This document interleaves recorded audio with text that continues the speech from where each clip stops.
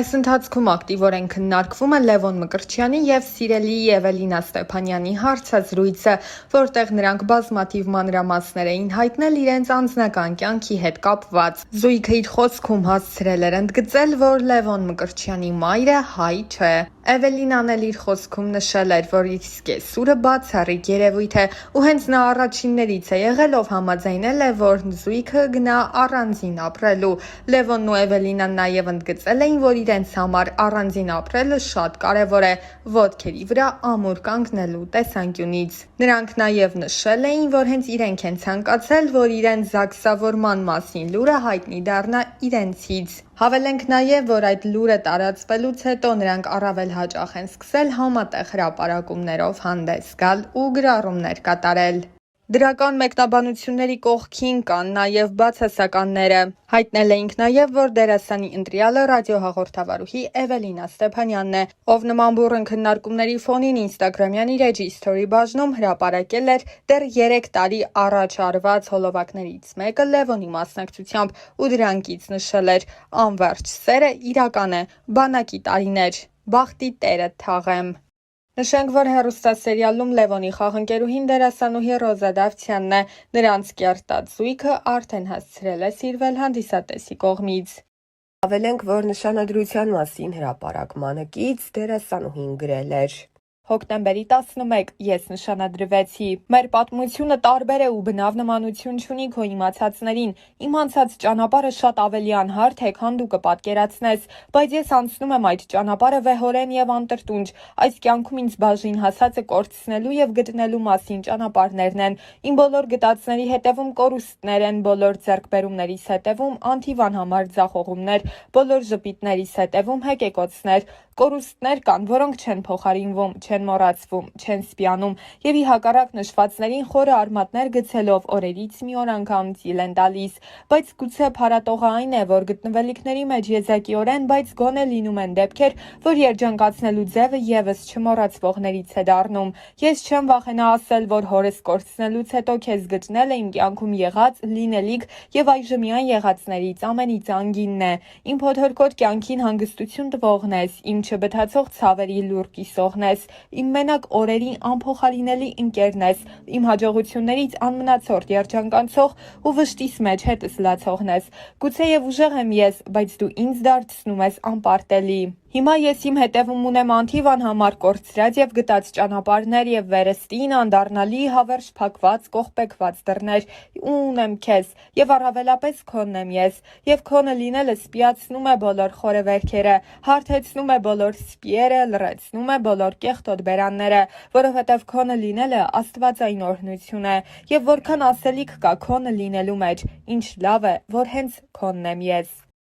Երիտասարդ դերասանուհի Ռոզա Դավթյանը կարողացավ հայտնիություն ձեռք բերել շատ կարճ ժամանակահատվածում, ինչպես ասում են, մեկ նախագծի օգնությամբ։ Բնական էր, որ այդ ճանաչումը իր հետ պետք է հանրության հետաքրքրության նոր ալիք բերեր իր հետ։ Այս ընթացքում Ռոզան մեկ ծավալուն հարցազրույց է ունեցել, որի ընթացքում անձնականի մասին որոշ մանրամասներ էր հայտնել։ Դեռ հեռուստասերիալի ընթացքում շատ էր քննարկվում Ռոզայի եւ դերասան Կարեն Ասլանյանի սիրավեպի մասին լուրը։ Այդ թեմային անդրադառնալով դերասանուհին նշել էր. «Ես երբ գալիս էի հյուր ինքս ինձ ասացի, որ պետք է լինի մի տարածք, մի ներքին բան, որը միշտ քոնը պետք է մնա ու ես կարծեցի, որ անձնականը ամենաճիշտ տարբերակն է դրա համար։ Ես ու Կարենը հոյակապ ընկերներ ենք, մեզ մոտ ամեն ինչ լավ է տաղավարում։ Դրանից դուրս մենք երբեմն շփվում ենք, բայց իմ անձնականը միայն իմն է, ոչինչ չեմ հերքում կամ ոչինչ չեմ փաստում։ Ես մի բան կասեմ, այնինչ իրականում կա առանց իմ ասելու կամ մեկ ուրիշի հերքելու կամ փաստելու միշտ երևում է,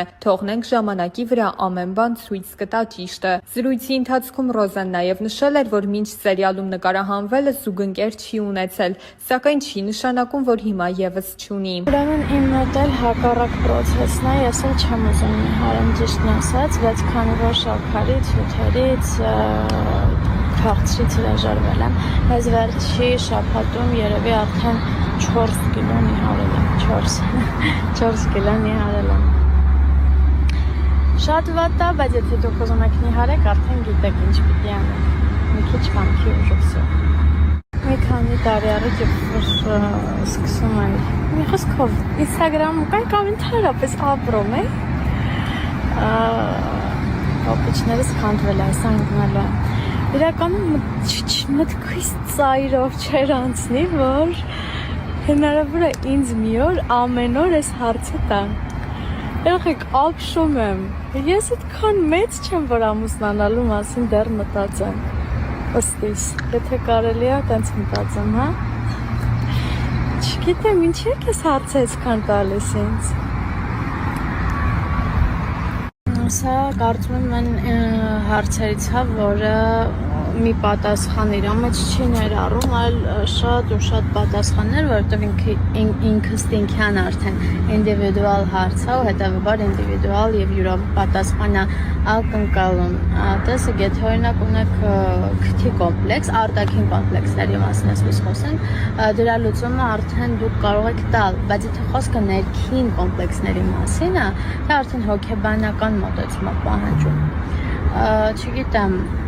կան իրականում կոմպլեքսներ, որոնք այնքան էլ կոմպլեքս չեն, ինչքան մենք ենք դա դարձնում այդպիսին,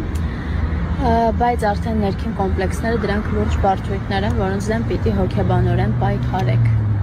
Չգիտեմ ինչքանով կարողացա օգնեմ, շատ դժվար հարցեր, դժվար պատասխանել ակնկալում էր։ Սա համարենք վերջին հարցը, որովհետև գիտեք, որ ես ատում եմ շատ ստորիներ ու երբ որ իմ մոտ էլ այնպես ստացվում, որ շատ են նյարդերից, չգիտեմ ինչ եմ, Instagram չեմ մտնում, որ չտեսնեմ, որ շատ եմ մտցել։ Տեսեք, ես այս հարցին, թե հաղորդման ժամանակ, Օվսիկետ մեր հաղորդման ժամանակ, թե առհասարակ ստորիներով ինչքան տեսեք, ես անընդհատ պատասխանում եմ, կամ դուք ուշադիր հետևորդներ չեք, որ այս հարցն ինձ անընդհատ տալիս եք, կամ չգիտեմ Դուք մտածեք արդեն ձեր պատասխանները գտեք, էլ չեմ պատասխանելու, վсё, բարի լույս, իրականում հաճելի է, երբ որ բարի լույսն ասում ես տեղին ու ճիշտ ժամանակին, ոչ թե օրինակ արթնանում ես կեսօրին, բայց կոնտենտ վարելու համար ասում ես բարի լույս, ես բարի լույսը դիմավորել եմ, դրա համար բոլոր իրավունքներն ունեմ ձեզ ասելու Բարի լույս եւ ասեմ, որ ոչ թե դուրս եմ եկել վազելու, չնայած նրան, որ ես երկար տարիներ զբաղվել եմ շատ ակտիվ սպորտով, առավոտները վազել եմ, հիմա բայց այդ ժամանակը չունեմ, բայց դուրս եմ եկել, որովհետեւ տունը չէր ստացվում կարդալ, մի քանի փորձեր արեցի անհաջող Հիմա որոշել եմ փոխեմ լոկացիան, որովհետև պետք է ինձ կարդալ։ Ու չեմ քնել բարի լույսը դիմավորել եմ, որովհետև դիտում եմ կինոներ բացերը լրացնելու համար։ Ընկերներ, վերջապես ես տանն եմ, ինչպես տեսնում եք։ Եվ մի շատ կարևոր բան, որքան առիթներ եղել են երկրից դուրս գալու, թե ճամփորդելու, թե գործնական, եթե միևնույնն է։ Ես ոչ մի երկրում ինձ լավ չեմ զգում եւ բանը ընդհանրապես նրանում չէ, թե ինչպես են ինձ ընդունում, ինչպես են հյուրընկալում, այլ իմ հոգուց է, իմ ներսից է, որ ես չեմ կարողանում ինձ լավ զգալ։ Գիտեք, ես ուրախ եմ ու ես ամեն անգամ հետ վերադառնալուց եմ հասկանում, որ ես հպարտ եմ, որ ես ունեմ ինքնություն, որ ես ունեմ ծննդավայր, որ ես ունեմ հայրենիք ի վերջո։ Դա շատ կարևոր է ու դա պետք է գնահատել, հաստատ պետք է գնահատել։ Ես սիրում եմ իմ Հայաստանը, իմ տունը, իմ տան դիմացի քարը։ Այսքանը։